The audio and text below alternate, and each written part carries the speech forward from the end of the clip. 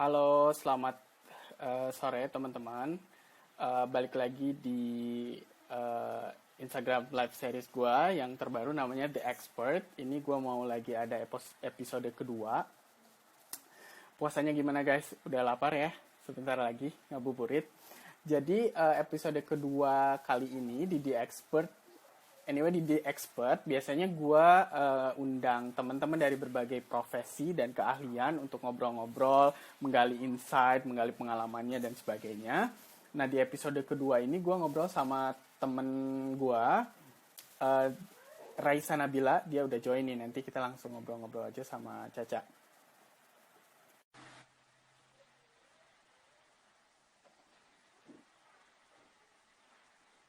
Waiting to connecting sama Caca. Halo, Halo, Ca. halo, apa kabar? Baik-baik.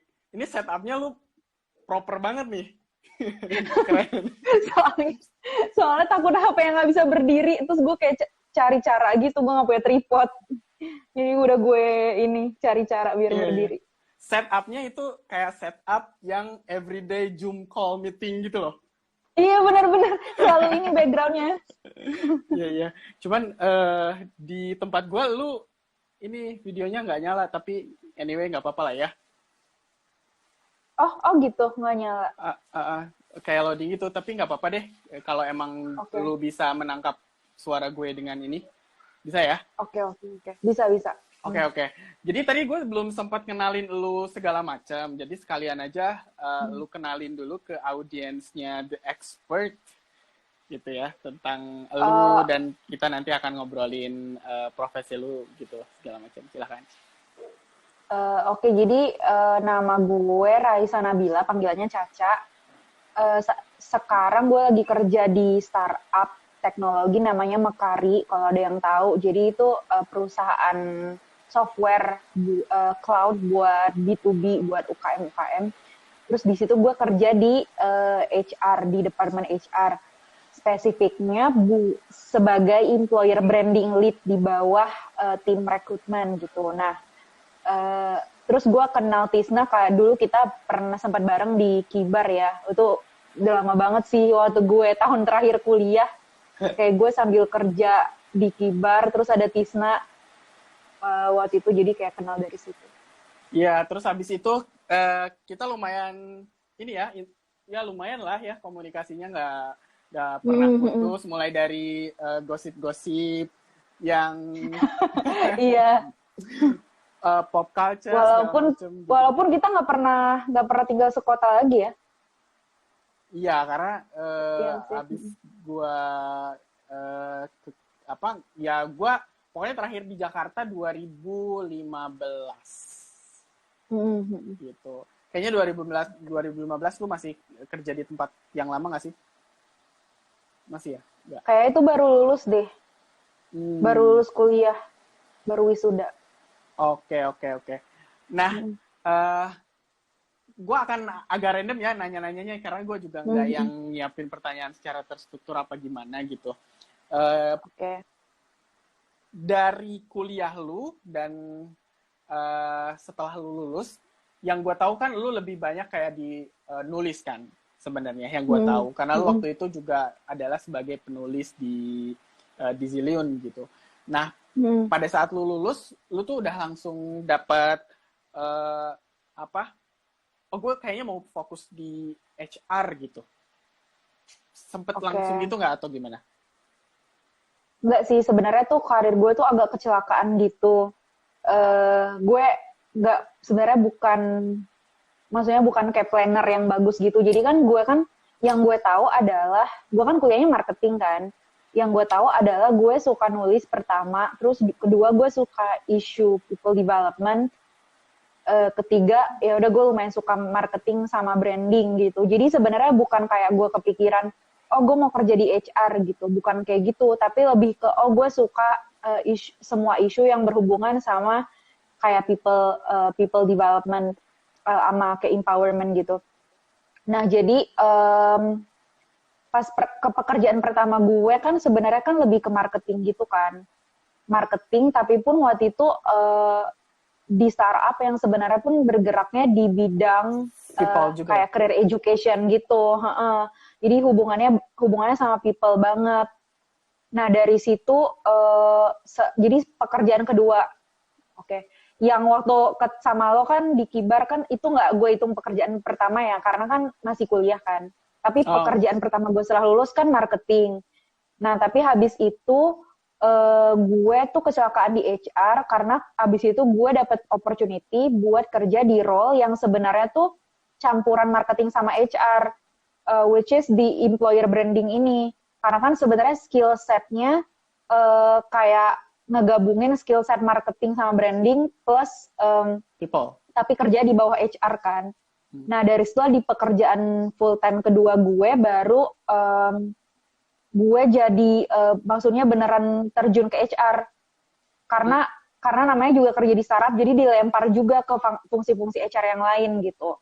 Nah habis itu sebenarnya betah sih di HR, kayak walaupun gue belum pernah kayak megang semua fungsinya kan, sebenarnya kan HR banyak, karena menurut gue ya itu tuh sebenarnya fungsi yang lu beneran bisa kalau misalnya lu emang suka sama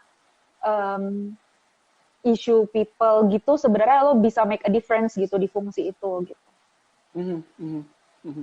Oke. Jadi sebenarnya kayak di profesi lo yang saat ini yang lo sebut di HR practitioner ini itu kayak lebih gabungan dari pengalaman lo dari juga kerjaan yang magang itu dan juga kerjaan pertama gitu ya. Akhirnya menemukan bener, jadi ada marketingnya, ada nulisnya juga, ada kontennya, jadi sebenarnya emang diverse banget sih skill setnya, tapi fungsinya tuh di bawah HR gitu. Tadi lo sempat mention employer branding kan, dan kita juga kayak pernah secara informal juga di chat-chat gitu sempat ngebahas juga kan soal employer branding. Dan mungkin ini kayak terms yang baru mungkin buat banyak orang ya. Mungkin lu juga bisa share kali ini tuh tentang apa gitu spesifiknya. Oke. Mungkin kan selama ini orang taunya kalau HR kan sebenarnya fungsi yang lumayan umum ya. Dalam arti hampir di semua company ada. Tapi istilahnya seminimum mungkin HR itu kan ngurusin kayak database karyawan, administrasi, kayak gitu kan. BPJS. Nah tapi, iya gitu. Itu kan istilahnya kalau company masih kecil banget nih, kayak startup yang masih kecil banget, biasanya mereka cuma butuh satu orang buat ngerjain itu aja, buat general affair istilahnya.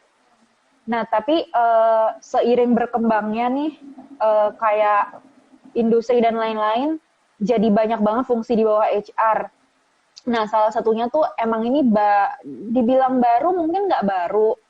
Di luar negeri udah lumayan lama, tapi di Indonesia kayaknya baru populer ya, employer branding. Karena dulu tuh kebanyakan tuh fungsi ini tuh di corporate gede. Tapi sekarang karena startup itu persaingan menarik talentnya tuh lumayan kayak sulit, jadinya baru mulai ada di startup.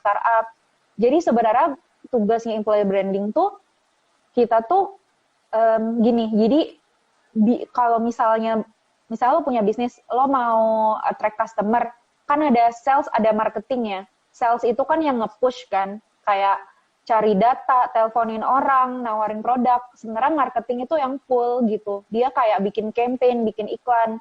Nah, kayak gitu juga employer branding itu kayak marketing tapi buat HR. Jadi dia yang nge-pull. Sementara yang nge-push itu tuh recruiter gitu, rekrutmen.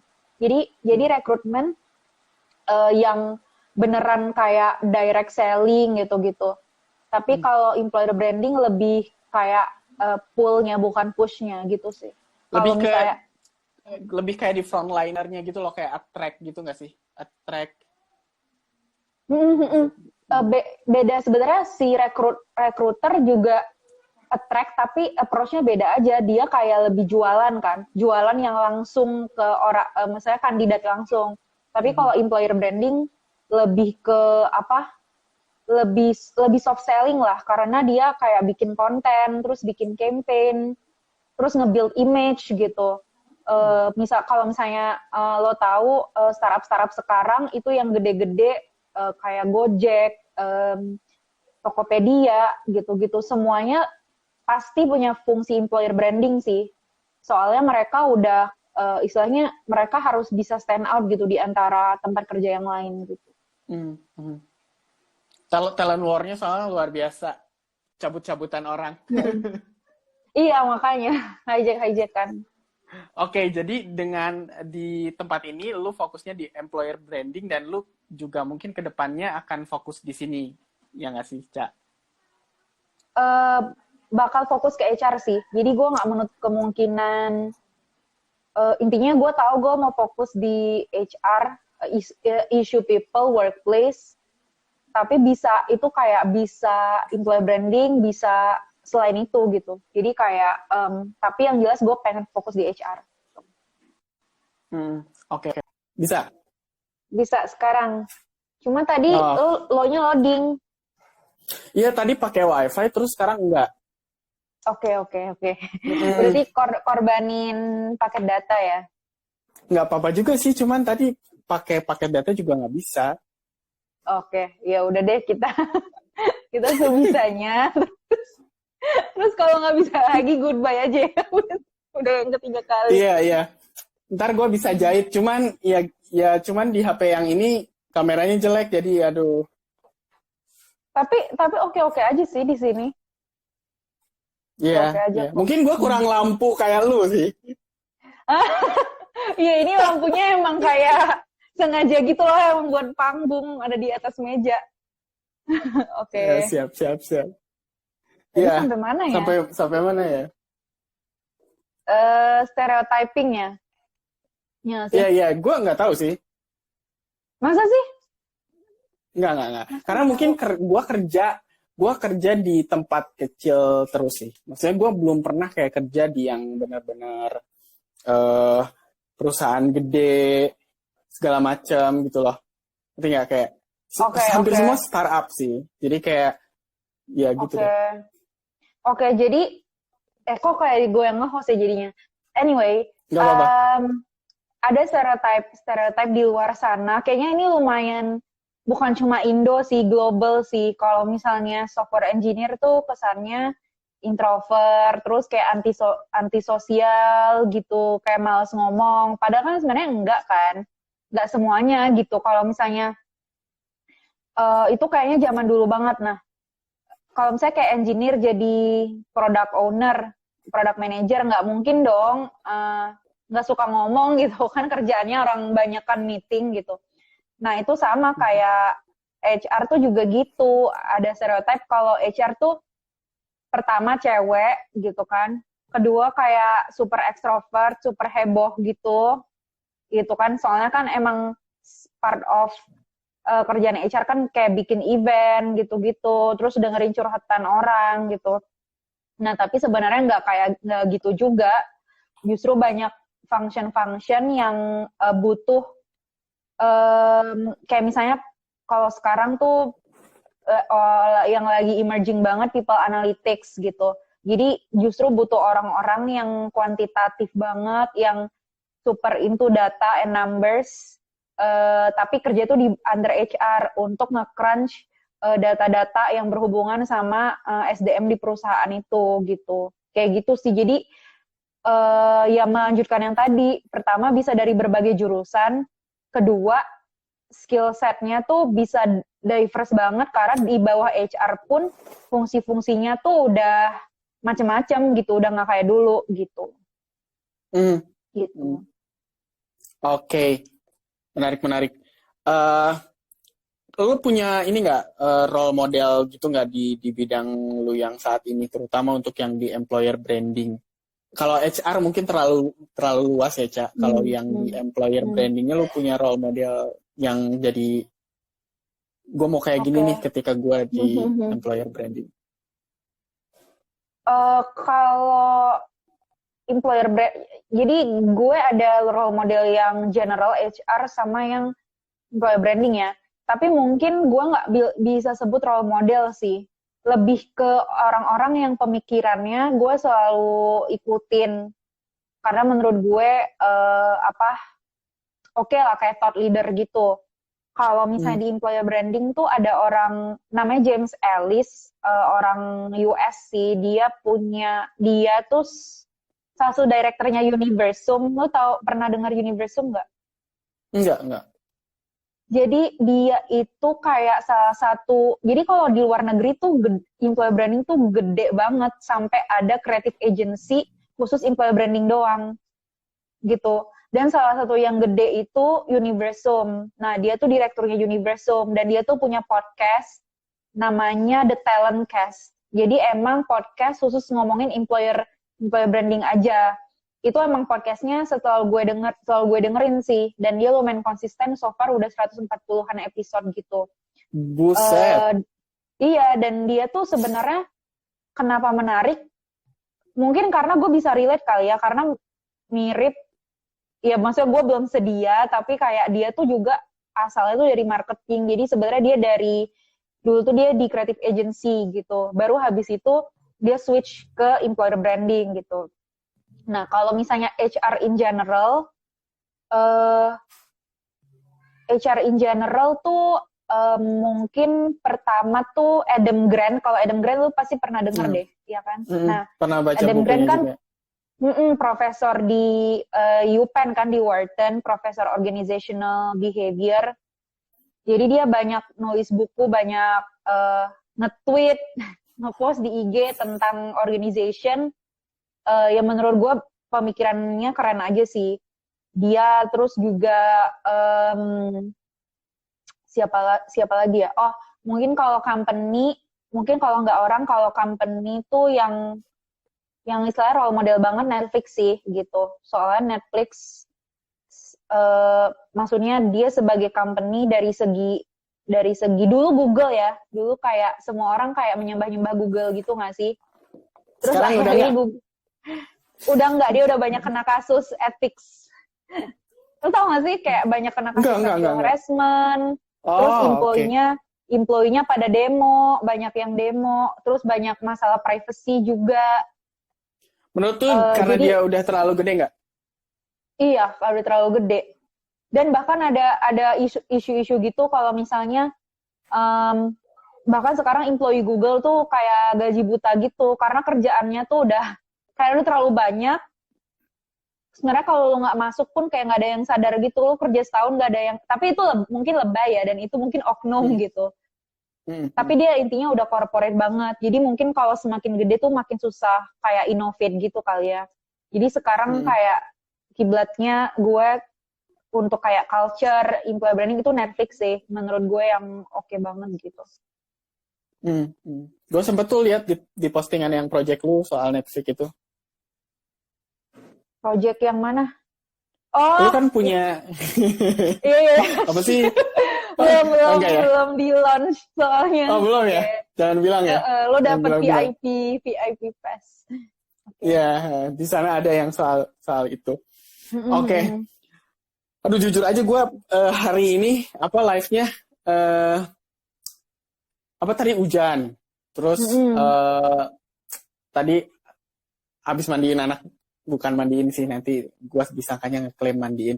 Cuman bantuin dikit doang, mandiin. Terus kayak gitu deh. Pokoknya terus internetnya juga ikut-ikutan gak ini. Jadi kayak sebenarnya it has to be fun, you know, like have a conversation sama lu. Tapi gue ngerasanya ini agak kurang cair nih sebenarnya sekarang. Iya, nggak apa-apa, santai. Iya, makanya. Jadi sebelum ngebahas yang soal profesinya lu, ngomongin dulu yang ringan-ringannya dong. Apa ya kira-kira? Apa? Ini yang soal kuliah lu. Oke. Ini nggak ada isu nih buat berangkat nanti. Yang pasti sih belum pasti ya bakal bisa pergi. Mestinya kan mulainya akhir Agustus. Belum pasti bisa berangkat apa enggak, tapi yang jelas kalaupun enggak kayak ada opsi buat online gitu loh, jadi aman. Cuma gue harus bangun malam, tidur pagi aja jadinya, karena kan time zone kan gitu. Ya itu gue banget dong, gue nggak usah menyesuaikan diri lagi kalau kayak gitu. Udah jam tidur lo ya kayak gitu. Udah American banget jam tidurnya gitu. Jam tidurnya doang tapi. Oke. Oke. Nah, jadi ini sekarang lu WFH di Pontianak. Di Pontianak di rumah orang tua. Nggak mau bilang rumah Iya. gue, bukan rumah gue, rumah orang tua. Iya, nggak apa-apa, sama aja. Ini apa? Seneng dong bisa lama ya di situ kumpul-kumpul. Iya lumayan sih. Kalau WFH sendiri di Jakarta pasti gue bakal lonely. Terus kayak ya pas banget ya lagi puasa ya. Jadi kayak bisa puasa bareng sih sama keluarga. Hmm. Hmm. Lebih Iya, hemat benar-benar. juga kan? Lebih hemat kan? Udah ada yang, iya bener. Iya kayak Budgetnya maksudnya pakai budget orang tua. nggak budgetnya chip in gitu. Jadi bukan nanggung sendiri Mm-mm, mm-mm. gitu. Ya bahkan bisa tanpa ngeluarin budget juga sih. Iya kalau nggak tahu diri kayak gitu. Kalau tahu diri harus ngeluarin. Iya, oke. Nah, gue tuh pengen taunya adalah kan kata lu di profesi ini bisa sangat ngasih impact gitu ya. So far nih, eh, ada nggak kayak apa ya bingo moment atau aha moment yang ngebikin lu kayaknya gue mau di sini aja deh gitu. Di profesi yang ini aja gitu. Ada nggak yang kayak gitu selama lu ini? Oh iya benar, ini gue ngerjain ini tuh impactful buat orang gitu, segala macam. Hmm. Kayaknya aha momennya itu sebelum gue kerja di tempat yang sekarang, sebelum di Mekari, yang perusahaan gue sebelumnya kan Happy Fresh ya.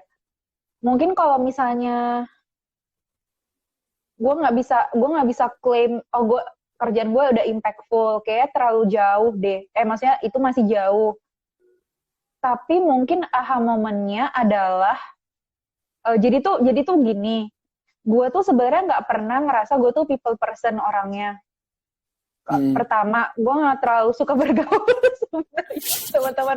teman-teman kantor gue juga tahu gue tuh sebenarnya kayak introvert, terus lebih suka sendiri sebenarnya. Jadi gue nggak pernah mengconsider HR sekalipun karena gue masih kemakan stereotip itu bahwa orang HR itu harus yang super ekstrovert dan kayak suka heboh-heboh gitu.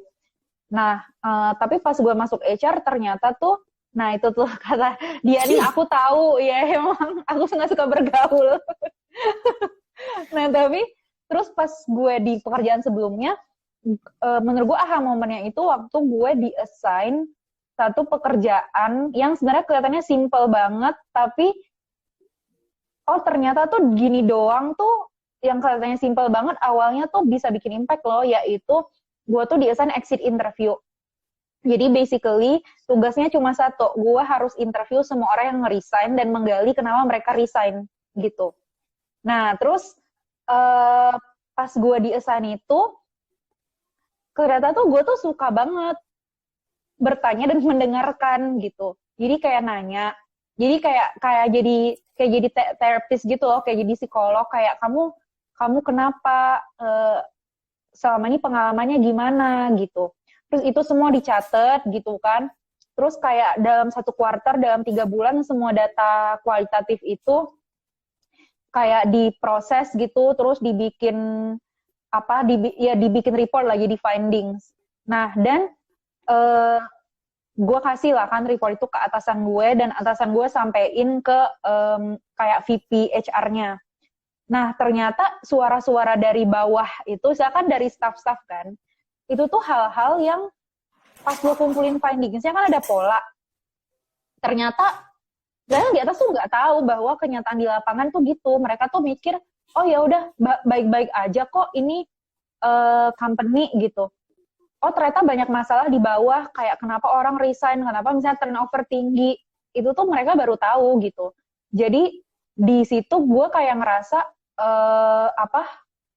sebenarnya the simple act of lu collecting data, terus lo listening, terus lo compile gitu, itu tuh sebenarnya bisa make a difference. Sebenarnya itu aha moment gue sih, walaupun jadi aha momennya tuh menurut gue tuh nggak yang keren oh gue bikin project apa, terus tiba-tiba successful, nggak gitu. Tapi ternyata kalau lu take time untuk kayak beneran dengerin orang dan catat semua findingsnya, jadi bukan formalitas doang ya, karena masih banyak tuh yang formalitas kayak ya udah kasih survei kenapa kamu resign, terus di checklist, habis itu nggak pernah dibaca lagi gitu. Nah ternyata kalau misalnya lu beneran care gitu, ya lu bisa menyampaikan suara-suara, kayak wakil rakyat gitu, Otis. Lu bisa menyampaikan suara-suara ke atas, dan di situ gue sadar bahwa emang mungkin ada gap gitu loh, kayak sometimes people just it's not that they don't care, it's just that they don't know gitu sebenarnya what's actually happening. Terus gue di situ bisa jadi jembatan gitu sih. Iya. Itu udah kelihatan sih impactful-nya, Cak. Iya, tapi maksudnya nggak yang langsung jedar gitu. Itu ada senior gue, Kak Syahid, halo. Jadi malu. Ini basically audiensnya banyak dari lu, nggak ada audiens gue. Mungkin udah kapok kali tadi gue. Ya lumayan lah, ya, makanya... cuma 10. Tadi kan gue mau minjem tripod adik gue kan. Terus dia bilang kayak, emang berapa sih follower temen lu? 1000-an. Gue bilang, ya 1000 doang katanya. Paling nonton berapa?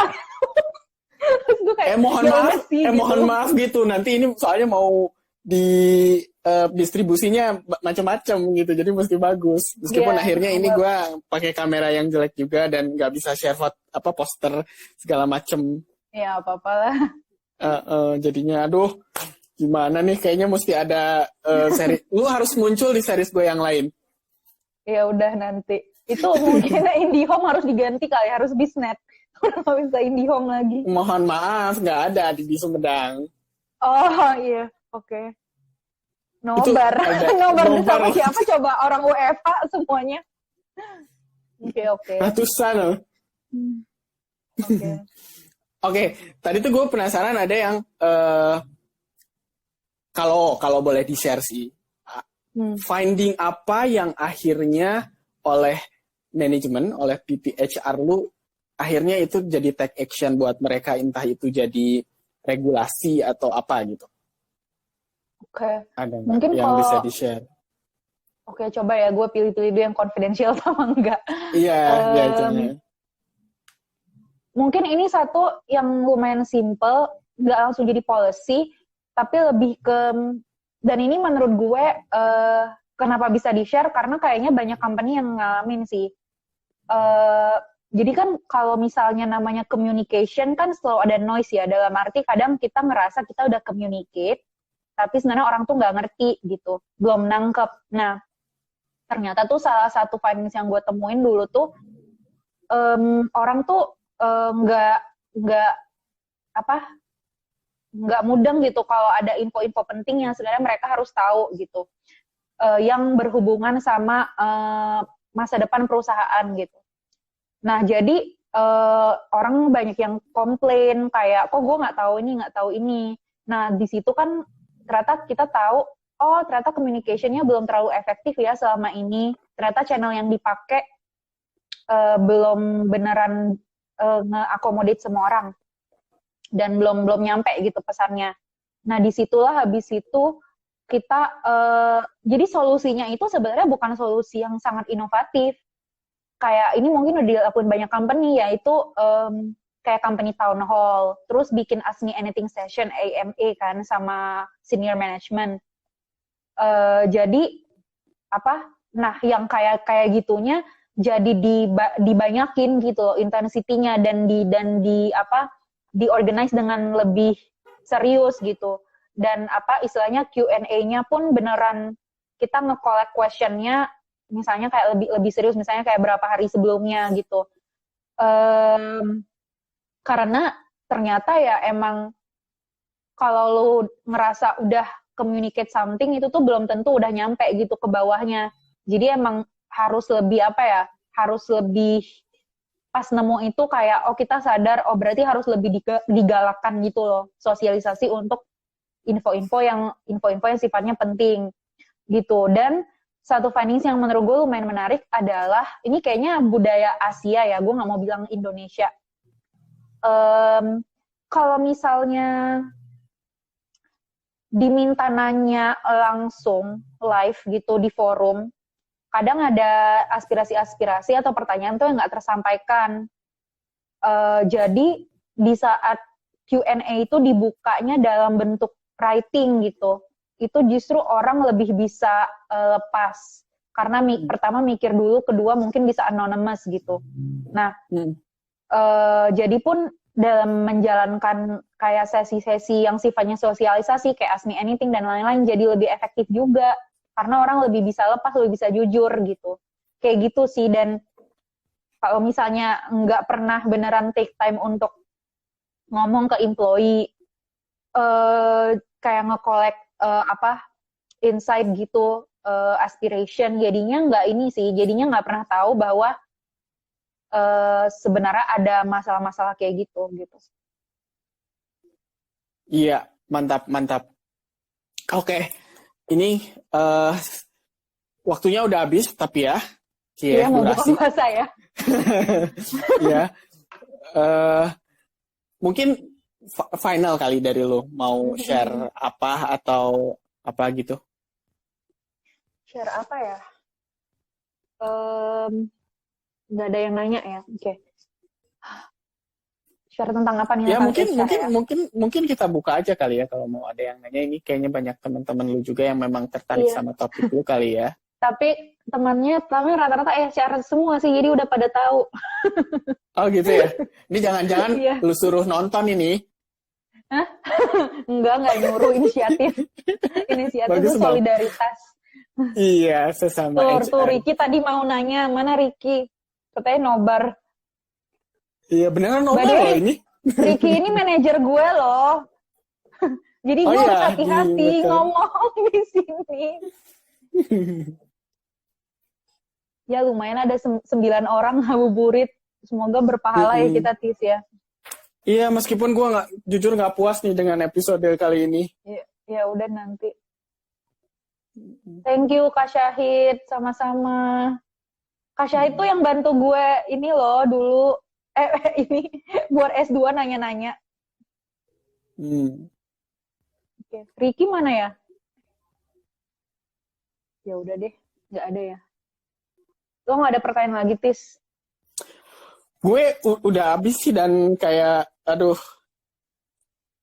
apa lapar kali ya, jadi nggak bisa mikir. Itu udah pasti sih. Oke. Mungkin kalau gue terakhir mau sharing, gue lebih ke pengen ini agenda personal gue, anjir. Jadi sebenarnya gue lebih pengen nge-advocate ke orang-orang bahwa HR tuh sebenarnya is a very underrated function gitu. Bahkan ada satu artikel di Harvard Business Review yang ngebahas gimana lulusan MBA Harvard, ya kan MBA Harvard kan Business School Harvard salah satu yang paling bergengsi ya di dunia. Lulusan MBA Harvard itu jadi dia cerita tuh penulisnya, pas dia bilang dia mau masuk kerja di HR itu tuh diketawain sama teman-temannya.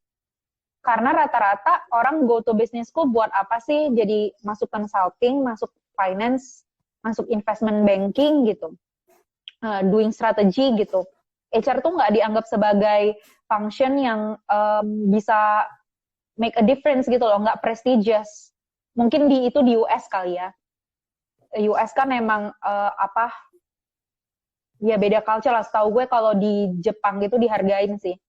Nah, dan apparently masih banyak di Indo yang mikir kayak gitu, karena tuh mikirnya HR tuh is just admin atau IO gitu-gitu. Nah sebenarnya yang mau gue bilang sebenarnya tuh sekarang maksudnya itu tuh semua tuh kayak misconception yang salah gitu. Sebenarnya justru sekarang tuh ada promosi. Ayo daftar S2 ke Korea MILR. Iya, benar-benar. Itu jurusan by the way khusus bahas semua isu tentang HR sama workplace. Jadi kayak HR tuh is actually a very strategic function gitu. Justru dengan underratednya HR dan bahwa the most smart people tuh nggak mau go into HR, justru there's a lot of opportunities to innovate gitu loh. Kayak misalnya deh dulu si Google bikin 80-20 policy itu kan, di mana employee itu bisa make 20% of their time untuk side project gitu. Termasuklah Gmail gitu-gitu, itu tuh hasil dari 80-20 policy itu. Kayak itu tuh sesuatu yang baru, itu tuh sesuatu yang kayak waktu itu tuh pada zamannya tuh kayak groundbreaking banget. Kenapa ya? Emang karena di HR belum banyak inovasinya, dan karena baru butuh inovasi tentang company culture itu tuh beberapa tahun belakangan saat udah ada war for talent gitu, di mana persaingan buat dapetin talent tuh lebih susah. Jadi justru sekarang tuh waktu yang tepat, kalau misalnya lo orangnya kreatif, terus lo suka juga sama isu-isu people and workplace gitu. Sebenarnya HR is a very interesting function untuk lo kerja di situ, karena company itu udah mulai menganggap HR tuh penting, karena kalau HR-nya nggak jalan, nggak bisa attract the best talent gitu sih. Itu aja yang mau gue sampai agak panjang. Gitu. tapi gue jadi kepikirannya gini sih, Ca. Kan sekarang kita pada work from home gitu kan. Terus kayak gue itu udah kayak kepikiran abis pandemi ini pun selesai, gue akan tetap mengutamakan preferensi kerja yang remote first kayak gini. Jadi kan nurturnya kalau perusahaan gue kan memang bisa remote ya.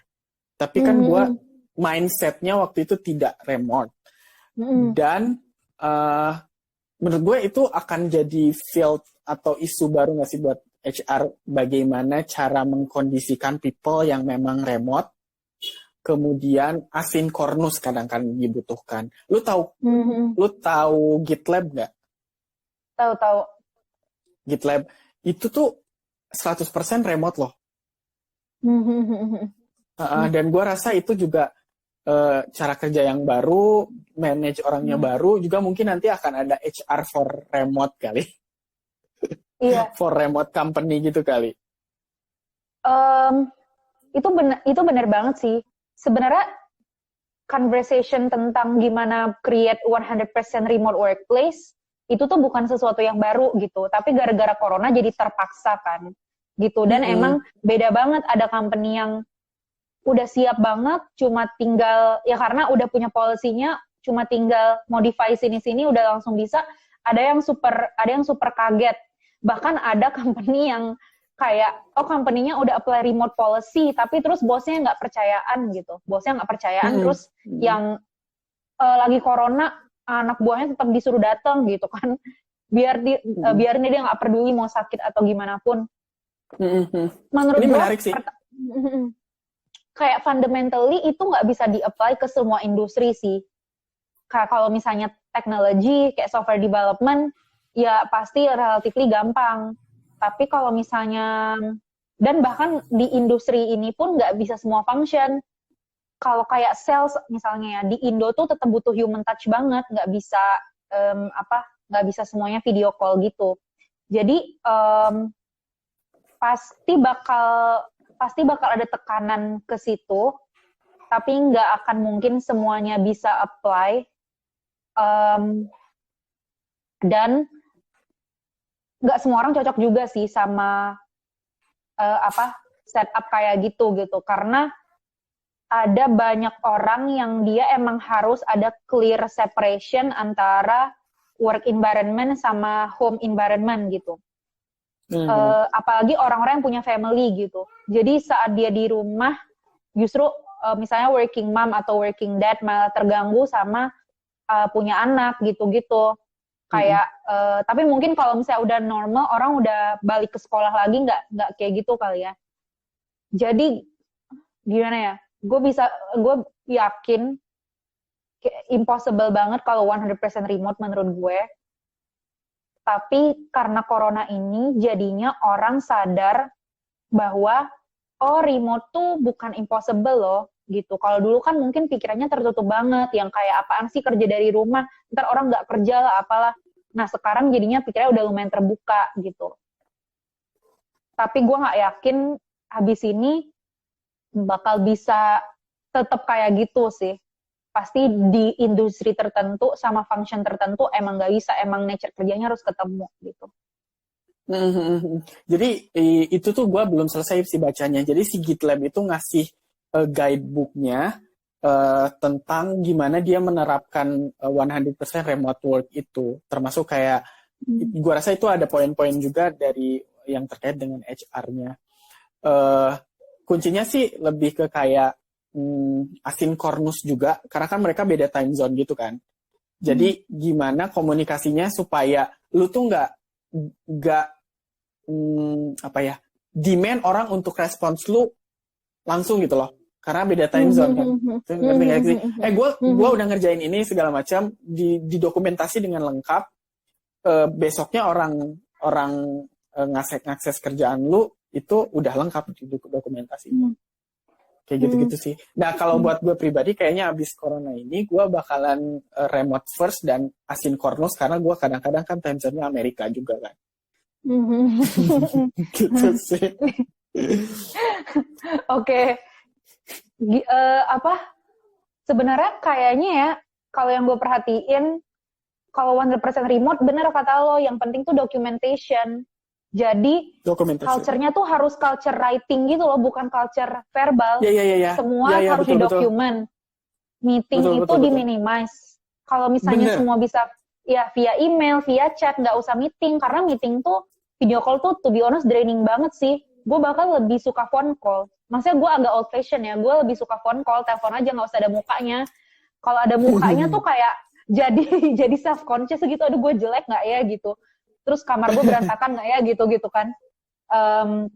Iya gitu sih, jadi beneran culture-nya harus documentation first, writing first gitu. Everybody harus belajar gimana caranya nge-brief dengan clearly lewat tulisan, terus ngasih instruction clearly, coordination pun dengan jelas lewat tulisan, baru habis itu bisa ngomongin 100% remote gitu. Kalau masih verbal, wah itu bakal berantakan banget sih menurut gue. Iya. Ya pokoknya gue rekomendasiin buat teman-teman yang standby di sini terus penasaran dengan remote working, dan gue rasa ada kaitannya juga dengan HR, functionnya jadi akan sangat berubah dong nanti role-nya, karena mereka itu ada kayak CV yang remote sukses apa gitu, yang gue rasa itu juga terkait dengan HR. Bener banget sih. CV-nya khusus buat ngurusin remote work. Iya, jadi gue lagi nyari nih, kebetulan mau nunjukin ke lu sebenarnya. Masih ada waktu nggak ya? Nggak apa-apa, gue sih lagi nggak puasa. Oh gitu ya? Lu bayangin aja 1.200 orang, 65 negara, dan semuanya remote. Dan gue rasa bisnisnya nggak kecil. GitLab tuh kayak kliennya gede-gede. Tapi yang sebenarnya cons-nya kalau misalnya dunia, ini lo bayangin semuanya remote atau company makin banyak yang remote, justru lebih gede lo skill gap-nya karena lo compete sama orang seluruh dunia. Jadi kalau pertama, lo nggak misalnya lo nggak bisa bahasa Inggris atau lo nggak tech savvy, itu udah lo malah kompetisinya makin sengit sih. Justru kalau misalnya semua orang remote gitu. Itu lebih ke menguntungkannya menurut gua ke company sih. Benar nggak? Iya benar. Bukan justru ke talent jadi makin berdarah-darah, ke company lebih enak karena satu bisa bayar lebih murah, karena bisa bayar lokal gitu lah, misalnya Eropa Timur gitu kan mungkin bisa lebih murah kali dibandingkan kota besar di Amerika. Benar. Gitu. Ada cuman gue susah nyarinya lama, kayaknya ntar gue share aja. Nanti gue browsing GitLab ya. Ya, nanti gue kasih, gue kasih ininya, guidebooknya. Dia kayaknya ada CV yang khusus remote gitu, tuh keren. Oke, ya udah. Sebenarnya banyak banget yang bisa diobrolin, cuman karena ada masalah teknis segala macam, jadi moodnya kurang lah, gitu. Tapi Ya, nggak yang apa-apa. hostnya lu ini bisa jadi podcast material lah. Oke, mantap. Ya, oke. Thank you, Ca. Silahkan di end. Sama-sama, selamat buka puasa. Terima kasih buat Ya, yang nonton, walaupun banyak technical error. Bye. ya. Mohon maaf, IndiHome.